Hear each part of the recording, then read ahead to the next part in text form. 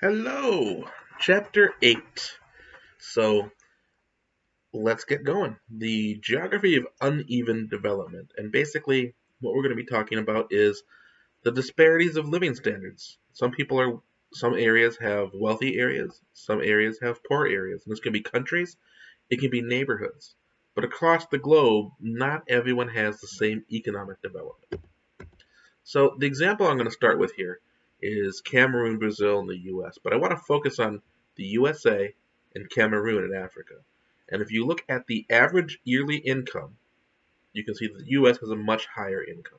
And this is in dollars. Now look at the economic sectors, right? We're talking about the three sectors. Remember primary, secondary, and tertiary. So the primary sector in Cameroon, 70% of people work in the primary sector. In the US, less than point less than 1%, right? Whereas in the service industry, only 17% in Cameroon, but 80% in the US. So there's some obvious economic differences, right? In other words, in the US, it's a wealthier country with far more people in the service industry. Cameroon's a little bit poorer and much less service industry. But this other factor is not economic. It's actually about a measure of a quality of life. What's the global life expectancy? In other words, when you're born, how long can you expect to live on average? And you can see in Cameroon it's 57 versus 79 here, right? 50, 60, 70, some 20, some 30, some years difference. And this is a pretty good marker for a lot of other activities that affect the way you live, like maybe access to healthcare, education, housing, food. And so we can see there's a definite correlation that the more money you have, right, or the more developed your economy is, the better quality of life you've had. Okay, so that's what we're talking about. Disparities in living standards. And let's use Chicago as an example.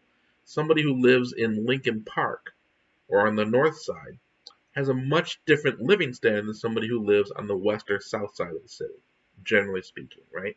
Some areas are developed and some are not. Okay, now as geographers, we look at this on a global scale and we say, well, are there reasons why some countries are richer than others? And is that based on their location? So remember, we talked about economic activity, right? And some of it, especially primary activities like mining or fishing or drilling for oil, that is definitely geographical. In other words, if you want to make a lot of money selling wood, then you have to have a geography that allows for forests. So countries that are in the desert aren't going to have that advantage, right? Saudi Arabia has a lot of oil, so they have a lot of money, and that's a definite geographic advantage. But does that always automatically mean economic advantages?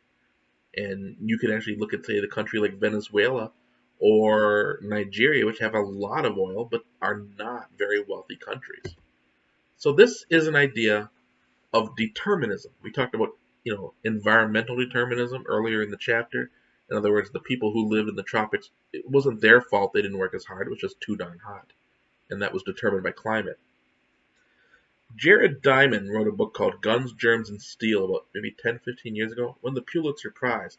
And his main argument was the reason that European societies like Great Britain, Germany, France, and by extension us, came to be the dominant global power is that it wasn't a matter of us being smarter than people from Africa or Asia, but it was more a matter of geographic advantages, and that anybody who had the advantages that Europe had and the United States would have automatically been dominant powers.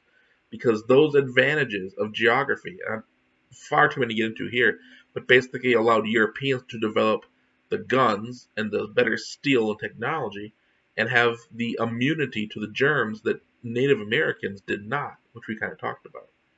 So there are some aspects of this that make sense, but what it ignores, right, is the idea of probabilism. So in other words, geography may give you a benefit. Nigeria and Venezuela have a lot of oil, and yet they are not very wealthy countries. The average Venezuelan right now is in dire trouble. The country's on the verge of collapse, right? That if you base it on determinism, if you factor in geography, that takes away any kind of human or societal actions. So the example I'll use here is Switzerland and Bolivia. Both countries are landlocked. And what that means is they don't have any land or any part of their country that touches the ocean. They're surrounded completely by other countries. So that means that if they want to trade, they can't just trade. They have to ship their goods through another country. It makes it very difficult. And as you would expect, Bolivia, which is La Paz is the capital, is one of the poorest countries in South America. Very low economic development, and that is somewhat of the part of it is that landlocked action. But the counterpoint to that is Switzerland. And Switzerland is in Europe and is completely surrounded by Italy and Germany and France and completely landlocked. But they used their human capital. They used their knowledge to build a banking industry and to build a high-tech industry. Switzerland makes money based on its people's actions. And it's not that the people in La Paz can't do that. Switzerland had some other advantages too. So in other words, if you base everything on determinism and you take away probabilism, you're basically eliminating human action. And let's explore that a little deeper. The Rostow model of economic development tries to basically plot and model how economies and countries and places become developed economies. So let's start with the United States. We start as a traditional society in the year 1776. Most people were farmers, very little industry. But over time, industry developed and we became more industrial and wealthier. And eventually, in the 1920s, we start having mass consumption, Henry Ford the automobile, and we are a mass consumer, highly advanced, highly mature society, very economically developed. Okay? And we go through these 5 stages. Now, what the Rostow model says is that it makes some assumptions. It says, one, that this progress, this path of from 1 to 5 on this path is a matter of time and it's bound to happen. That everybody will eventually do this. Well, the problem with that is that not everybody makes this path, because if that was the case, then there should be no poor countries. Every country should go through this. What this doesn't do is account for human and societal actions. And let's start with this idea of where you start. So where we were in 1776, we had just stopped being a colony of the United Kingdom. Now, let's compare us to, say, Nigeria, right? So Nigeria becomes independent in the 1960s. And why hasn't it made this lift to being one of the wealthiest countries in the world? Well, Nigeria faced many challenges that we did not.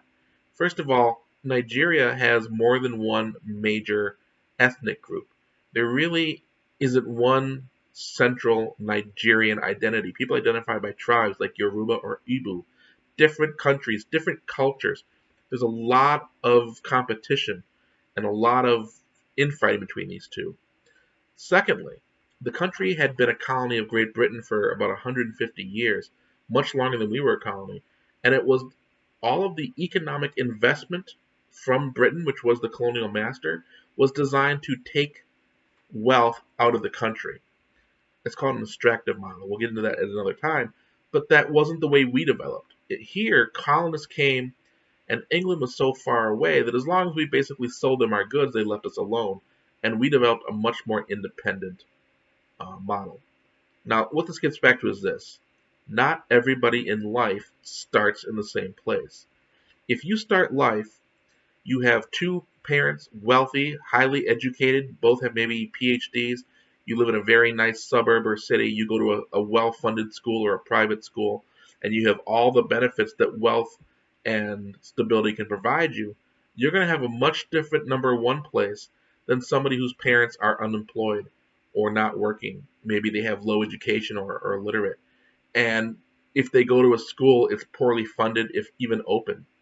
So somebody who's born in the United States starts at a much different number 1 than somebody who's born in a rural village in Guatemala. So in other words, human and societal actions doesn't let everybody start at number 1. And so that leads to what I like to call the core periphery model. This model, I think, better explains how the differences we see in the world exist. Okay? And it says that all countries in the world are part of this connected system spatially, right? And that every country in the world is either a core country, a periphery country, or the semi-periphery, which are kind of in the middle. And the core countries, this begins with colonialism. The colonial empires, the British Empire, the French Empire, the German Empire, our empire of sorts, they are the core. And imperialism later follows it. And what this says is this: the countries that are in the core are the countries that are wealthy, are powerful. So the United States, England, Japan, France, Germany, the wealthy countries. The rest of the world is the periphery: Guatemala, Cameroon, Bangladesh, Thailand.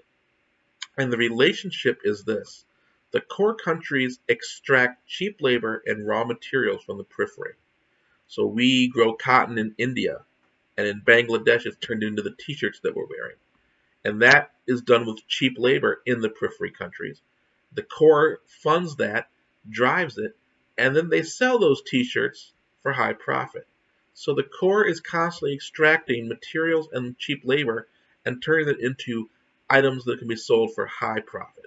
And then therefore the profit or the growth stays here and is pulled from here. Okay? And if you look at the political economy of the world, it's a good example is this map. This map shows you all the countries in the world that were at one point European colonies. So all of Africa, all the Americas, and most of Asia. And if they're in light green, they weren't a colony, but they were pretty much controlled by a European country. So the vast majority of the world was at one point under European control. Maybe a few countries like Thailand, Japan were not. This is a map of the core and the periphery. And this is the core, the blue countries, and the periphery, the red and orange, mostly the red. And if I go back and forth, you can see that Europe, the purple, is still part of the core. Now, we are part of the core. We became independent quite early on and developed Australia as well. But this coincides quite nicely with the countries that were colonized. So you can see there still exists this pattern to this day. Cheap labor and goods is taken from Asia and Africa. It's transformed in Europe to build expensive things where the profit is made and kept. Now the countries that are semi-periphery, the orange countries, these are countries that are moving away from the core, or moving away from the periphery, and moving closer to the core. So a good example is China. In the 1970s, every country in Africa but two had a higher average income than the average Chinese citizen. And today, that's completely flipped. There is no country in Africa that has a higher average income than China. China is the world's second largest economy, and the average standard of living has gone up dramatically. So I would argue they are, if not part of the core, close to it. India, South Africa, Brazil, Mexico are moving that way as well. Now, we can also look at economic actions within an economy in different areas. So different types of economies. So the pair and share is a class-based activity that we normally do where you take a look at these and you try to think of examples in your own life or from the text. And I would ask that you do that now. So maybe jot down on a piece of scratch paper like some way you've been part of the formal economy or some way you've been part of the domestic economy. And if you haven't been part of it, think of what the book defines it as or how you would define it in your own words. I'm going to leave you with that. Think it over. I'm going to end this first part of the video here. And then when I come back with video 2, we'll go through the definitions one by one.